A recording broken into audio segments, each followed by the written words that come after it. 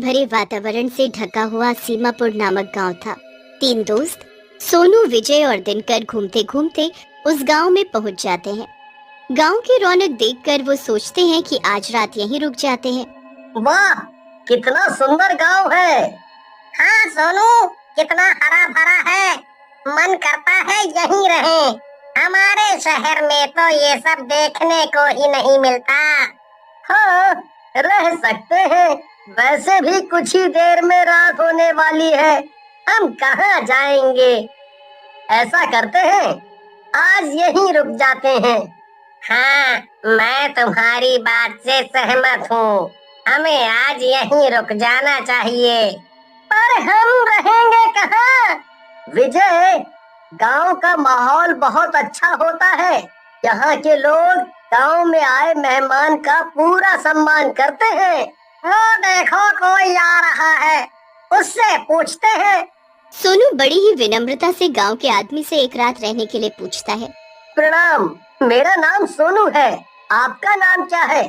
मेरा नाम किशोर है। आपको मैंने पहचाना नहीं। हम शहर से यहाँ घूमने आए हैं। हमें रात हो गई थी, तो इसीलिए हमने सोचा कि क्यों ना आज यहीं रह जाएं। जी जी, बिल्कुल सही सोचा आपने। इतनी रात को जाना ठीक नहीं। आप आज मेरे घर रुक सकते हैं। बहुत बहुत धन्यवाद आपका किशोर जी। तीनों दोस्त किशोर के घर चले जाते हैं। किशोर उन तीनों की खूब आवभगत करता है। किशोर के घर में उन तीनों की मुलाकात किशोर के बेटे दीपू से होती है। और भाई, कैसे हो?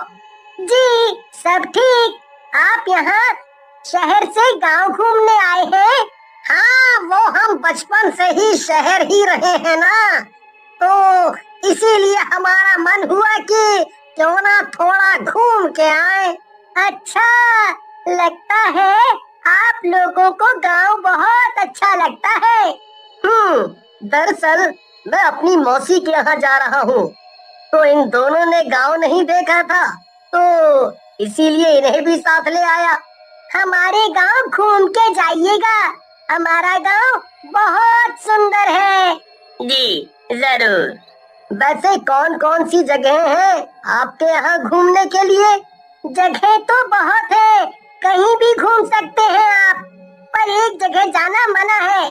वहाँ कोई नहीं जाता। कैसी जगह? वो पुराना टूटा हुआ मंदिर। मंदिर में जाना क्यों मना है? उस मंदिर में अब पूजा नहीं होती। वहाँ एक रहस्यमयी किताब है। सुना है उसकी रक्षा एक बहुत खतरनाक चुड़ैल करती है। ऐसी किताब, सबके मन की इच्छा पूरी करने वाली किताब। उससे जो चाहो वो मिल जाता है। क्या हम उस किताब को ले नहीं सकते? जो भी वहाँ जाएगा मारा जाएगा। उस किताब की रक्षा एक चुड़ैल करती है, जो लोगों को मारकर अपनी शक्तियों को बढ़ाती है। क्या यार, तुम भी? चुड़ैल केवल कहानियों में होती है, असल में नहीं। हाँ, किताब को चुपके से ले आते हैं। नहीं, कैसी बातें कर रहे हो तुम दोनों? वो किताब इस गांव की धरोहर है, उसे चुराना बहुत गलत बात होगी। वैसे भी इस किताब की रक्षा कोई चुड़ैल करती है। पर हम चुड़ैल पर यकीन नहीं करते। अब हो न हो, पर मान्यता तो यही है। बहुत हुई बातचीत, बहुत रात हो गई, सो जाते हैं, कल हमें निकलना भी है। सोनू और दीपक सो जाते हैं, पर विजय और दिनकर के मन में किताब के प्रति लालच पैदा हो जाता है। उन दोनों को नींद नहीं आती है और चुपके से दोनों उठकर पुराने मंदिर की ओर चले जाते हैं। दिनकर, आराम से चलो, कोई देखने ना पाए। अब वो किताब हमारे हाथों में होगी, हम अपनी सारी इच्छा पूरी करेंगे। हाँ, अब वो किताब हमारी होगी। विजय और दिनकर की आंखों में लालच की पट्टी बंधी होती है। वो मंदिर तक पहुंच जाते हैं। कितना बड़ा मंदिर है! अंदर तो जालों और चमगादड़ों के अलावा कुछ नहीं दिख रहा। अरे यार विजय, इतनी रहस्यमयी किताब है, ऐसे ही रास्ते में थोड़ी मिल जाएगी। थोड़ा और अंदर जाना पड़ेगा, यहीं होगी। चलो, और अंदर चल के देखते हैं। ध्यान से चलना। वो देखो, वहाँ अंदर बड़ा सा पत्थर लगता है। किताब उसके ऊपर रखी हुई है। दोनों दौड़कर किताब के पास चले जाते हैं। किताब देखकर दोनों की आंखों में चमक आ जाती है। हमने किताब हासिल कर ही ली। लोग तो यूं ही अफवाह फैलाते हैं। चलो चलो, अब और इंतजार नहीं होता। जल्दी से किताब से अपनी अपनी इच्छा मांग लेते हैं। जैसे ही विजय किताब को छूने की कोशिश करता है, अचानक बड़े पत्थर के पीछे से एक चुड़ैल निकलती है। विजय और दिनकर को देखकर चुड़ैल आग बबूला हो जाती है और दोनों को जोर से पकड़कर दूर फेंक देती है। हमें जाने दो, हमें नहीं पता था। हमें माफ कर दो। तुम दोनों को माफी नहीं मिलेगी। अब मैं तुम्हें तुम्हारे किए की सजा दूंगी। मैं तुम दोनों को नहीं छोड़ूंगी। हमें नहीं चाहिए किताब, बस हमें जाने दो। ठीक है, तुम्हें आज नहीं मारूंगी। कुछ दिनों बाद अमावस्या है। उस दिन तुम दोनों की बलि दी जाएगी और मैं अपनी शक्तियों को बढ़ाऊंगी। चुड़ैल उन दोनों को कैद कर देती है। इधर गांव में सुबह हल्ला हो जाता है। सोनू पूरे गांव वालों को इकट्ठा कर लेता है। सुनो, सब सुनो। कल रात से मेरे दोस्तों का कुछ पता नहीं है। वो ना जाने कहाँ चले गए। कृपया मेरी मदद कीजिए। मैं आप सबसे विनती करता हूँ। अरे, पर इतनी रात को वो कहाँ जा सकते हैं? पता नहीं सरपंच जी। मैं आप सबसे विनती करता हूँ, अगर किसी ने भी मेरे दोस्तों को देखा है तो मेरी मदद कीजिए। तभी गांव का एक आदमी भीड़ में से निकलकर बाहर आता है और सोनू से कहता है, मैंने देखा है आपके दोनों दोस्तों को कल रात को पुराने मंदिर की ओर जा रहे थे। गांव वालों में से कोई भी मंदिर के अंदर नहीं आएगा। अगर तुम्हें अपने दोस्तों की जान प्यारी है तो अकेले ही जाओ। कुछ भी हो, मैं अपने दोस्तों को बचा कर ही रहूंगा। हाँ, हम यहीं रहकर तुम्हारा इंतजार करेंगे। सोनू हिम्मत से काम लेता है।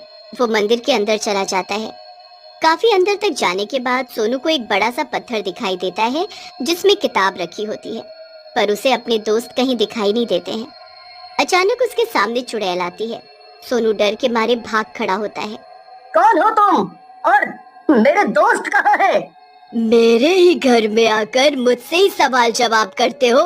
बोलो, मेरे दोस्त कहाँ है? तुम्हारे दोस्त मेरी कैद में है। उन्होंने किताब चुराने की कोशिश की है।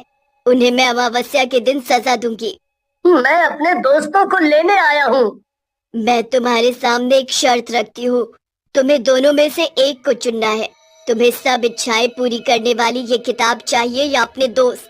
मुझे इस किताब की कोई जरूरत नहीं। मुझे मेरे दोस्त चाहिए। तो क्या तुम्हें किताब से कोई लेना देना नहीं? नहीं, मुझे इस किताब का कोई लालच नहीं। तुम मुझे मेरे दोस्तों को लौटाती हो या नहीं? तुम्हें मेरे सारे प्रश्नों का उत्तर सही देना होगा। उसके बाद ही मैं तुम्हें तुम्हारे दोस्त लौटाऊंगी। चुड़ैल सोनू से बहुत सारे प्रश्न करती है। सोनू सभी के ठीक ठीक जवाब देता है। सोनू, तुम बहुत बुद्धिमान हो और नेक दिल भी। मैं तुम्हारे दोस्त तुम्हें वापस करती हूँ, पर मेरी अभी भी एक शर्त है। अब कैसी शर्त? अब मेरी मुक्ति का समय निकट है। मेरे बाद इस किताब की रक्षा करने वाला कोई नहीं, इसलिए मैं ये जिम्मेदारी तुम्हें देती हूँ। केवल तुम ही इसके हकदार हो। आप चिंता मत कीजिए, मैं इस किताब का पूरा ध्यान रखूंगा। मैं तुम्हारे दोस्त तुम्हें वापस करती हूँ। हो सके तो मुझे माफ कर देना। मैंने तुम्हारे दोस्तों को चोट पहुँचाई। नहीं नहीं, ये आपका कर्तव्य था। सोनू, हमें भी माफ कर दे। हमने लालच में आकर ये सब किया। हाँ, तूने हमें बहुत समझाया, पर हमने तेरी एक भी बात नहीं सुनी। हमें लालच नहीं करना चाहिए था। कोई बात नहीं, अंत भला तो सब भला। सोनू अपने दोस्तों और किताब को लेकर मंदिर से बाहर आता है। सभी गांव वाले तीनों को सही सलामत देखकर बहुत खुश होते हैं। वो सोनू की हिम्मत की खूब तारीफ करते हैं।